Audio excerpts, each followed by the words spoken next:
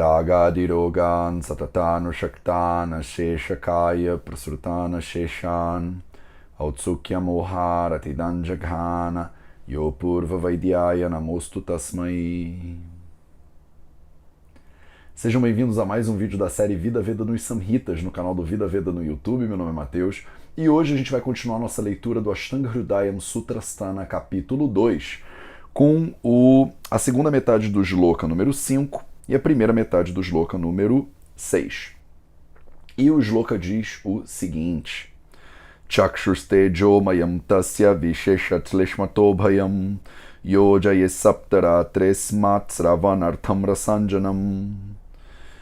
Então, no nosso encontro da semana passada, eu estava um pouquinho rouco, né? Estava muito cansado, tinha passado um final de semana inteiro em Porto Alegre dando curso, e a minha voz, não adianta, frio, né? Vocês já sabem quais são os gunas que são agravados aí, né? Muita atividade vocal no frio, o vata, né, da garganta já foi embora. Então eu fiquei com a garganta um pouquinho rouca, o vídeo saiu meio rouco, né? Mas as pessoas até mandaram mensagens se preocupando, toma meu alagrião, toma não sei o que, e tá tudo bem. No dia seguinte eu já tava ótimo. Mas realmente, gente, vocês que estão assistindo de Porto Alegre, olha, usem um casaquinho, porque tá complicado, esse frio úmido, né? Eu já tô aqui de volta no Rio de Janeiro, amanhã já tô indo para Brasília. A gente vai ter curso, vai ter o workshop 4P1 em Brasília, vai ser bem interessante, vão ser 2 palestras também em Brasília que já estão rolando. Mas enfim, vocês que não estão vendo isso no momento que o vídeo saiu, no dia 15 de agosto de 2018, essas informações estão todas ultrapassadas, né? Então não se liguem muito nisso. Então, no nosso encontro semana passada, eu estava meio rouco, mas a gente estava falando sobre a ideia do Salvira Manjanam Nityam, então você tem que sempre cuidar, né? Ter um cuidado com os seus olhos. Eu expliquei para vocês um pouco da indicação dele, de utilização do Salvira Manjanam, e como hoje em dia, às vezes, a gente não usa isso, exatamente, né, esse elemento, mas a gente usa outras drogas de aplicação cotidiana nos olhos, né? E nessa leitura de hoje, ele continua, né, esse dinacharya oftalmológico, digamos assim. Então, essa tentativa de explicar quais são os procedimentos diários que uma pessoa deveria ter, cuidados diários que a pessoa deveria ter em relação aos olhos. E aí o shloka diz: Chakshuhu stejo mayam. Então, Chakshuhu significa visão, né, os olhos. Tejo mayam. Mayam significa que ele é feito de, né, alguma coisa. De que ele é feito? De tejas. A palavra tejas significa luz.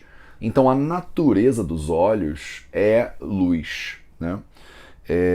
Tasya, então o Shasti Vibhakti Ekvachan Jitat, então a maneira de você falar esse, mas de maneira possessiva, então desse, né?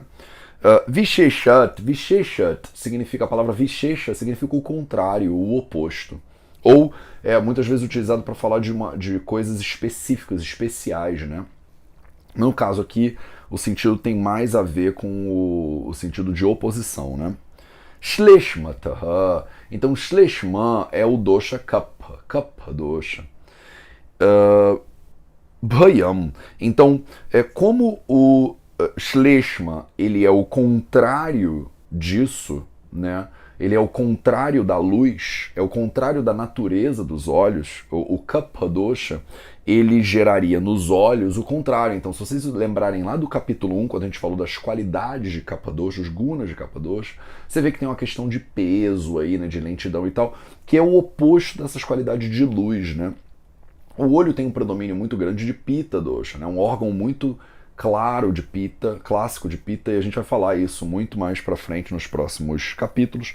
Aqui ele já está deixando claro assim, olha, o Shleshma, o Kapha dosha, ele é o contrário da natureza dos olhos. Então, Bhayam, a palavra Bhaya significa ter medo, ou até doenças. Então, se o Shleshma, ele acumula nos olhos, ele tende a gerar problema, ele tende a gerar doença. Os olhos têm até medo de Shleshma, a gente pode entender dessa maneira também. Yojaya Saptara Tresmat. Então, Asmat. Então, por causa disso, né, por causa do que a gente acabou de falar, Saptaratre, Sapta, 7, Ratre, noites. Então, a cada 7 noites, né, Sravanartham rasanjanam yojayet. Então, yojayet é a primeira palavrinha que ele usa aí, né? Yojayet é o verbo, né? O verbo significa combinar, juntar, né? Yoj vem da mesma raiz da palavra yoga, né? Que vocês conhecem tão bem. Tem essa ideia de juntar, de unir. Então, o que você tem que unir aí, né? Por causa disso, Saptaratre, a cada 7 noites, Sravanartham, você tem que botar alguma coisa, um rasanjana, que seria um colírio, né? Para gerar Sravana. Sravana significa escorrer, fluir. Então você tem que botar algum colírio nos olhos a cada 7 noites que que faça com que o kapha saia dos olhos. Então, que te gere lacrimejo, entendeu? Então o que a gente faz normalmente, combinando o shloka da semana passada com o de hoje, e aí fechou os cuidados oftalmológicos de Dinacharya, você todo dia tem que passar alguma substânciazinha para manter, né, a saúde dos olhos em dia. Então você tem que ter um cuidado diário com os seus olhos, né, com a qualidade da sua visão e tal.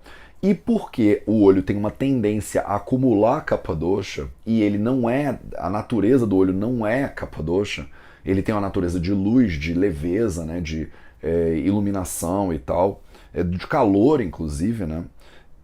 Você tem que tomar muito cuidado, porque como o kapha ele tende a acumular nos olhos, uma vez por semana, Saptaratre, a cada 7 noites, você tem que botar alguma coisa, um rasanjana, um colírio, algum tipo de preparado.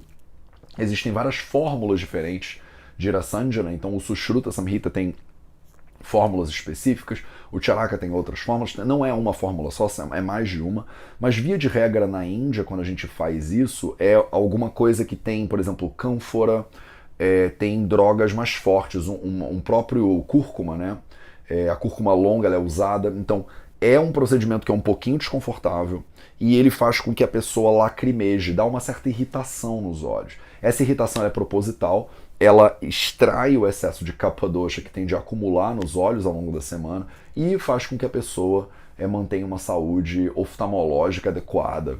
Espero que tenha ficado claro para vocês. Isso é um shlokinha que vem muito grudado no shloka anterior, né? São as rotinas oftalmológicas, né, do Dinacharya. Então, já que a gente já cumpriu aqui nosso shlokinho, vamos entrar no nosso minutinho de sânscrito. Então, no nosso encontro passado, a gente falou do O e do OU. Então a gente está aqui só falando das vogais, né, do Devanagari, do alfabeto do sânscrito, né? Elas ainda não acabaram, né? Vocês percebem que tem muito mais vogal e muitas vezes encontros vocálicos que a gente não consideraria como uma vogal inteira, né? No sânscrito é considerado uma vogal inteira. Então, por exemplo, a gente falou na aula passada do O e do OU. O OU, pra gente aqui no sânscrito, ele é uma vogal. Ele tem uma identidade totalmente própria, ele é escrito de uma maneira, como a gente viu na aula passada, totalmente própria. No português, de repente, seria a junção de duas vogais, né? Ele não seria uma vogal única, ele seria a junção, é um som formado pela junção de duas vogais. Hoje, a gente vai falar sobre o E e o EI. Então, de novo, acontece isso, né?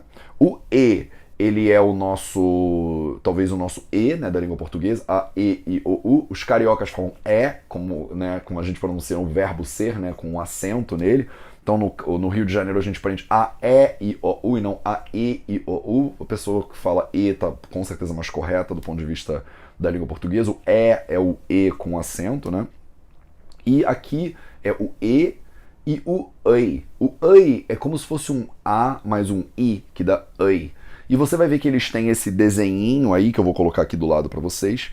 E a diferença do E pro EI é que o EI ele tem esse mesmo desenho, só que com um acentinho em cima. Na hora que a gente vai colocar isso nas vogais, nas consoantes, desculpa, o E vai ser representado por um acento e o EI vai ser representado por dois acentos. Então, toma cuidado, isso confunde. Porque quando você fala o E sozinho, ele não tem acento nenhum. Mas quando você representa ele numa consoante, ele é um acentinho.